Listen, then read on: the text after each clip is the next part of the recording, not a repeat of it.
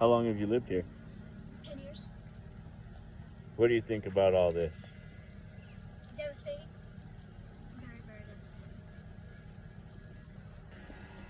Were you evacuated? Yes. How many times? Once.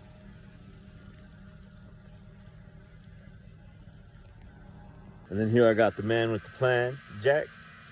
Yeah!